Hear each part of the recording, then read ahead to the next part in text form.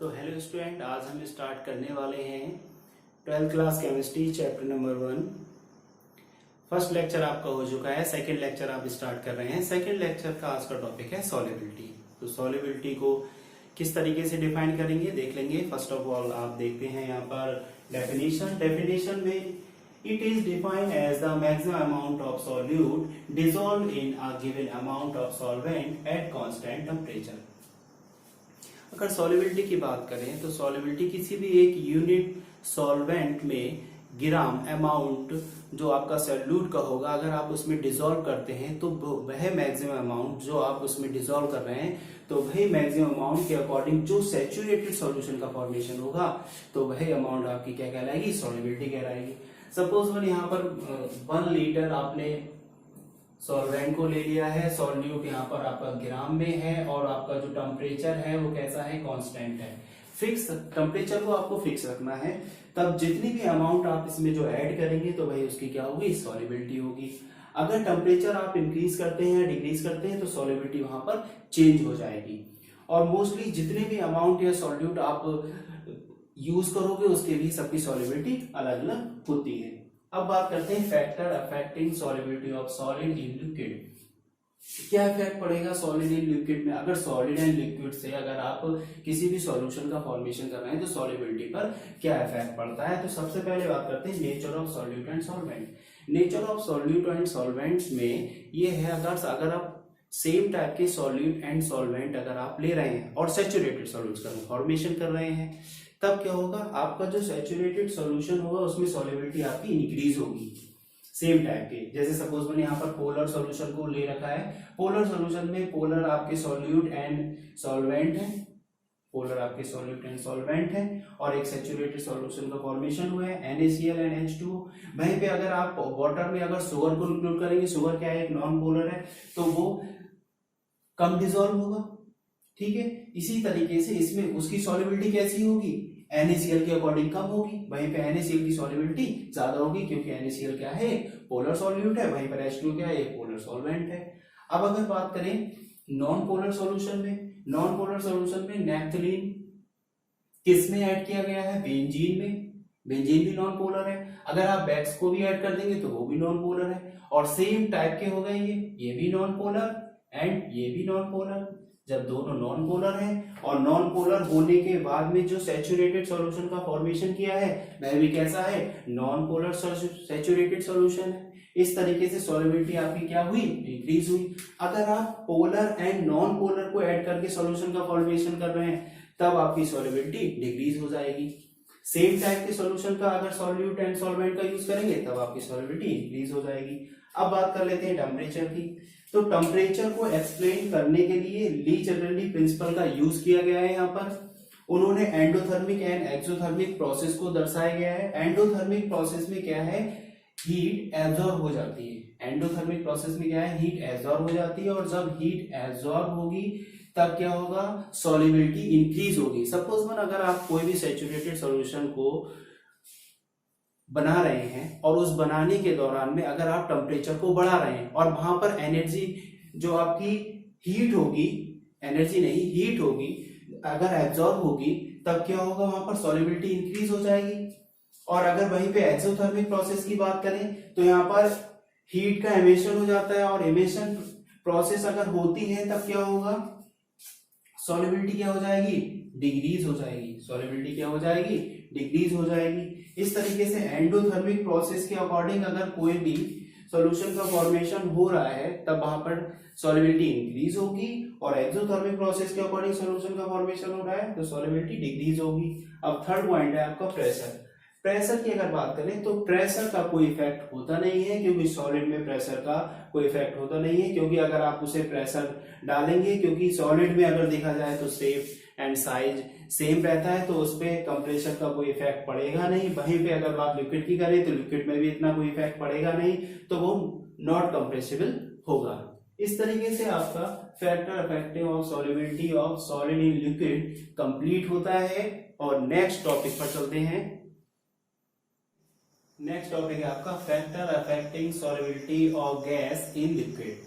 अब factor affecting solubility of gas in liquid में study करेंगे तो फर्स्ट ऑफ ऑल इसमें भी वही पॉइंट आ जाता है जो अभी आपने पढ़ा था, nature of gas and solvent. वहां पर आपका क्या सॉल्यूट एंड सॉल्वेंट के नेचर पर डिपेंड कर रही थी, सॉल्वेंटी इंक्रीज हो रही थी अगर सेम टाइप के थे। अब यहीं पे बात कर लेते हैं गैस की। अब गैस किसी भी लिक्विड में किस तरीके से डिसॉल्व होगी। अगर गैस को किसी भी लिक्विड में डिसॉल्व करना है तो मोस्टली क्या होता है, अगर बात करें हम अमोनिया की, अमोनिया क्या है, एक गैस है। अमोनिया क्या है, एक गैस है। अमोनिया यहाँ पर गैस की फॉर्म में है, वहीं पर वाटर लिक्विड की फॉर्म में है। जब गैस किसी वाटर में डिसॉल्व होगी तो क्या होगा, वहां पर हाइड्रोजन बॉन्डिंग का फॉर्मेशन होगा। अगर हाइड्रोजन बॉन्डिंग, क्योंकि वाटर में क्या है, हाइड्रोजन है, और हाइड्रोजन बॉन्डिंग अगर होगी तो वो गैस उसमें कंप्लीटली सॉल्युबल होगी। वहीं पे अगर बात करें अमोनिया की, तो अमोनिया हाईली सॉल्युबल होती है in water, highly soluble in water. Ammonia बहुत ही अच्छे तरीके से वाटर में डिसॉल्व हो जाती है। इसीलिए इस तरीके से अगर किसी भी गैस को अगर वाटर में डिसॉल्व करेंगे और अगर उसका नेचर हाईली रिएक्टिव होगा वाटर के साथ में, तो सॉल्युबिलिटी आपकी इंक्रीज हो जाएगी। वहीं पे अगर बात करें हीलियम, हीलियम लीस्ट सॉल्युबल होती है इन वाटर में, क्योंकि यहाँ पर हाइड्रोजन बॉन्डिंग का फॉर्मेशन नहीं हो पाता है और इस तरीके से एक सैचुरेटेड सॉल्यूशन का फॉर्मेशन नहीं होगा। इसीलिए यहाँ पर जो हीलियम है वो लीस्ट सॉल्युबल है in water, least soluble in water. तो किसमें, वाटर में इनसॉल्युबल होती है, क्योंकि वहां पर हाइड्रोजन बॉन्डिंग का फॉर्मेशन नहीं होता है। अब बात करें, यहाँ पर सबसे इंपॉर्टेंट टॉपिक आता है आपका हेनरी लॉ। सबसे इंपॉर्टेंट टॉपिक है आपका इस चैप्टर में हेनरी लॉ, राउल्स लॉ भी है, ये बहुत ज्यादा एग्जाम में पूछे जाते हैं। तो हेनरी लॉ की बात कर लेते हैं। ये यहाँ पर हेनरी लॉ लिख रखा है, आप लोग देख सकते हैं। तो सबसे पहले देख लेते हैं हेनरी लॉ क्या होता है। According to this law, at constant temperature the solubility of gas is directly proportional to partial pressure of the gases on solvent. तो जो भी आपका इस लॉ के अकॉर्डिंग कांस्टेंट टेम्परेचर पर किसी गैस का जो पार्शियल प्रेशर है उसके मोल फ्रैक्शन के डायरेक्टली प्रोपोर्शनल होता है, उसके मोल फ्रैक्शन के डायरेक्टली प्रोपोर्शनल होता है। अभी गैसेस ऑन सॉल्वेंट की बात की गई है यहाँ पर, ठीक है। तो मोस्टली जो ये क्या है, पार्शियल प्रेशर है और किसके डायरेक्टली प्रोपोर्शनल है, मोल फ्रैक्शन के। तो गैस का कोई भी अमाउंट, जो भी अमाउंट अगर आप ले रहे हो, जो गैस क्या कहते हैं, जितने भी मोल्स होंगे वो उसी पर तो डिपेंड करेगा। अगर आप मोस्टली अगर गैस के जितने भी अमाउंट किसी भी सॉल्यूशन में डिसॉल्व होंगे तो वो उसके क्या होंगे, मोल्स होंगे। तो जो पार्शियल प्रेशर है वो किस पर डिपेंड कर रहा है, डायरेक्टली प्रोपोर्शनल किसके है, मोल फ्रैक्शन के है। अगर आप प्रेशर को बढ़ा देते हैं तो मोल फ्रैक्शन, तो मोल्स जो है वो बहुत ज्यादा डिसॉल्व होंगे। अगर आप प्रेशर को बढ़ा देते हैं किसी गैस में तो गैस की जो सॉल्युबिलिटी है वो इंक्रीज हो जाती है। अब पार्शियल प्रेशर डायरेक्टली प्रोपोर्शनल हो गया। यहाँ पर ये पर्टिकुलर गैस के लिए लिख रखा है मैंने, ठीक है, P इसके लिए है, एक पर्टिकुलर गैस के लिए। यहाँ पर मोल फ्रैक्शन भी एक पर्टिकुलर गैस के लिए होंगे। तो अब यहाँ पर पार्शियल प्रेशर यहाँ इक्वल टू क्या होगा, KH into mole fraction, KH into mole fraction of a gas. अब KH क्या है, KH क्या है, यहाँ पर हेनरी कांस्टेंट है। वहीं पे अगर P की बात करें तो P क्या है, यहाँ पर पार्शियल प्रेशर होगा, मैंने बताया था अभी। और X क्या है, यहाँ पर मोल फ्रैक्शन है। अब अगर इसकी सॉल्युबिलिटी इंक्रीजिंग की बात करें, अगर स्लोप की बात करें, मैंने यहाँ पर एक स्लोप बनाया हुआ है, आप लोग देख सकते हैं। स्लोप की अगर बात करें तो यहाँ पर मैंने ये पार्शियल प्रेशर को लिया गया है, ग्राफ में रिप्रेजेंट किया गया है, पार्शियल प्रेशर को लिया गया है। और ये क्या है, X यहाँ पर मोल फ्रैक्शन है। अब अगर बात करें इसकी, ये स्लोप का फॉर्मेशन अगर हुआ है, और स्लोप कैसा होगा, ये बिल्कुल सीधी स्लोप होगा यहाँ पर। अब स्लोप के अकॉर्डिंग आप देखिए ये इंक्रीजिंग ऑर्डर में है, स्लोप आपका क्या है, इंक्रीजिंग ऑर्डर में है। जैसे जैसे अगर आप टेम्परेचर को बढ़ाएंगे तो KH की वैल्यू क्या होगी, बढ़ जाएगी, KH की वैल्यू आपकी बढ़ जाएगी। टेम्परेचर बढ़ने पर, टेम्परेचर इंक्रीज होने पर KH की वैल्यू क्या हो जाती है, इंक्रीज होने पर KH की वैल्यू क्या हो जाती है, बढ़ जाती है। और KH की वैल्यू जब बढ़ जाती है तब सॉल्युबिलिटी आपकी क्या हो जाएगी, टेम्परेचर बढ़ेगा, KH की वैल्यू बढ़ जाएगी, सॉल्युबिलिटी आपकी डिक्रीज हो जाएगी। सॉल्युबिलिटी डिक्रीज, यहाँ पर देखो mole fraction equal to 1/KH दे रखा है, ठीक है, 1/kh देखा है, ये इक्वेशन है। तो इसके अकॉर्डिंग आप समझ सकते हैं अगर kh की वैल्यू बढ़ेगी, अगर kh की वैल्यू बढ़ेगी तब आपके जो मोल फ्रैक्शन है उसकी वैल्यू क्या हो जाएगी, कम हो जाएगी। और वॉल्यूम जब उसकी कम हो जाएगी इसका मतलब सॉल्युबिलिटी आपकी डिक्रीज हो जाएगी। इस तरीके से अगर आप टेम्परेचर बढ़ाते हैं तो आपकी सॉल्युबिलिटी डिक्रीज हो जाती है। नेक्स्ट स्टार्ट करते हैं application of Henry law. Application Henry law में फर्स्ट है आपका bottling of cold drinks. Bottling of cold drinks, mostly जो बॉटलिंग ऑफ कोल्ड ड्रिंक्स या सॉफ्ट ड्रिंक, डिफरेंट टाइप के जो कोल्ड ड्रिंक्स आते हैं मार्केट में, उन्हें हाई प्रेशर पर क्लोज्ड किया जाता है। उन्हें क्या किया जाता है, हाई प्रेशर पर क्लोज्ड किया जाता है, जिससे CO2 की जो सॉल्युबिलिटी है वो इंक्रीज हो जाती है। वहीं पे अगर आप टेम्परेचर को इंक्रीज कर दें, टेम्परेचर इंक्रीज करेंगे तब क्या होगा, सॉल्युबिलिटी डिक्रीज हो जाती है। टेम्परेचर इंक्रीज करने पर सॉल्युबिलिटी डिक्रीज हो जाती है।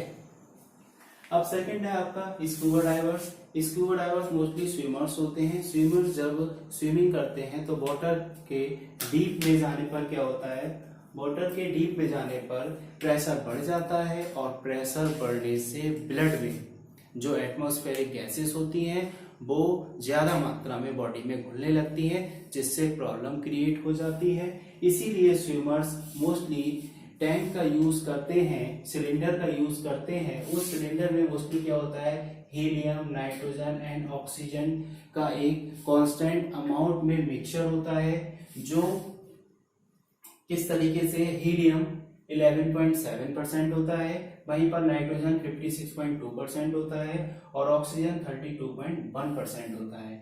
इससे क्या होता है, इस तरीके से जो हीलियम है, हीलियम क्या है, ये एक इनर्ट गैस है जो हमारी बॉडी के साथ रिएक्ट नहीं करती है।